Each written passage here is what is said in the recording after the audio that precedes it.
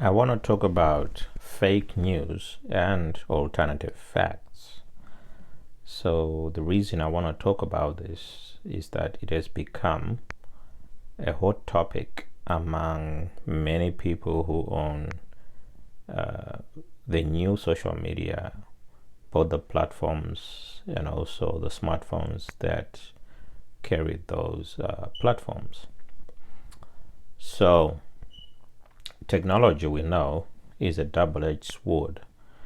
So what does that mean? It means that it has advantages and disadvantages, and that has always been the case. Even when we first discovered fire in the savannah, we knew that we could do harm with fire, but we could also do good.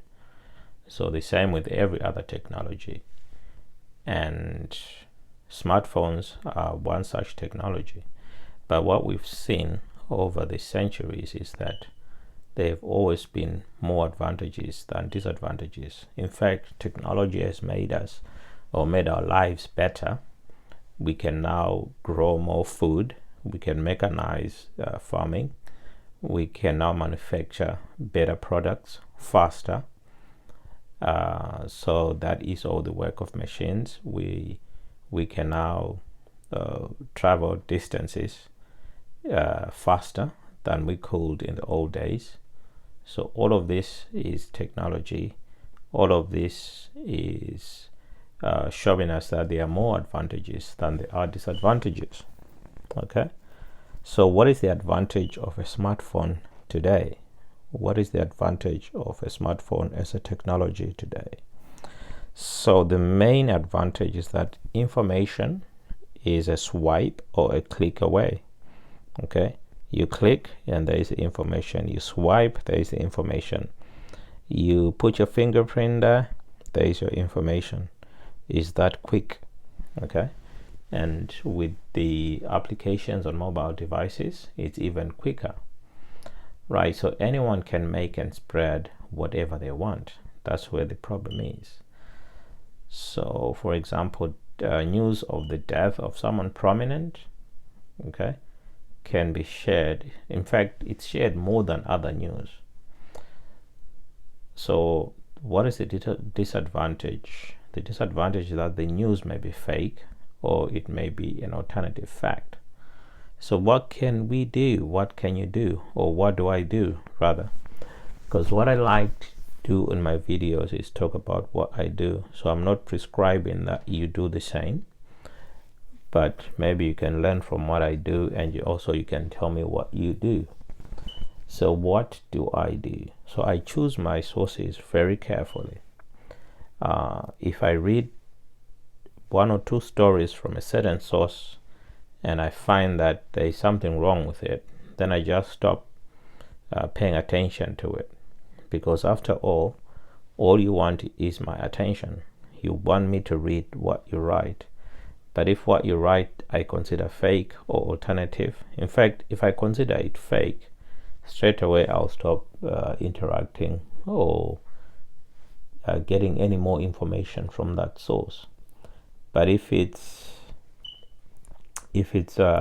just an alternative fact, for example, if you're in denial of climate change, then that is something I'm willing to debate. Okay, so I choose my sources very carefully, and then I try to build a circle of authentic friends, or what I consider authentic, because it may turn out that what I consider authentic, you might not consider it authentic. Okay, so basically I avoid those who propagate what I consider fake, and then I just debate those I consider to be alternative facts. Okay, nothing wrong with alternative facts.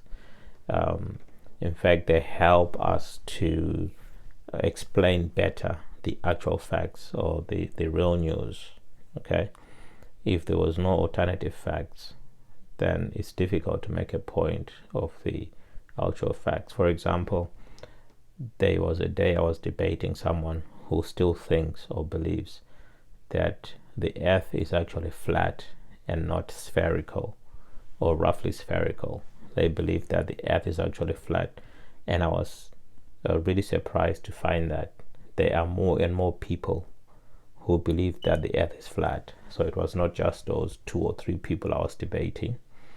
There is a whole lot of websites with people who believe that there is a conspiracy to tell everyone fake news or fake alternative facts about the actual state of what the earth is like, whether it is flat or it is round.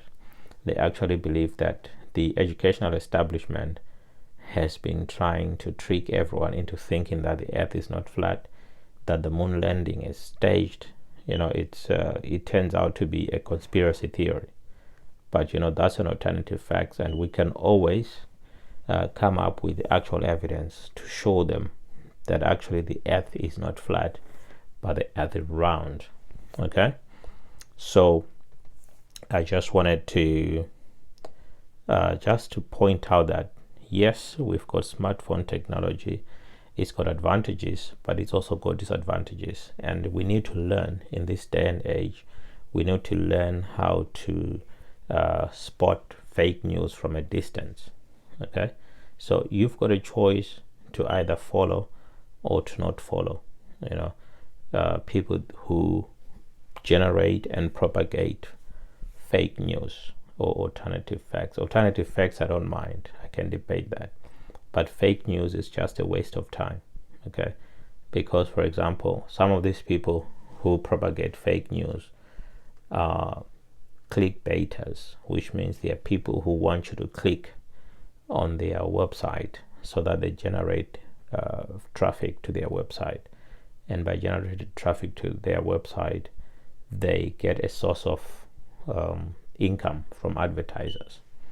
Okay, and I think most advertisers, when they notice that these people are propagating fake news and people are not coming back to that website, then they are likely to pull off from advertising there. Okay, so if you are not sure whether news is fake or not, take your time, read it, see what other people are saying, and eventually make your own decision. But I find it very quick to make a decision on whether some news is fake or not. And also, I like to see alternative facts here and there. If I have time, I debate them. But some of these people with alternative facts, for example, climate change deniers and deniers that or people who deny that the earth is actually round, some of these people are very difficult to convince.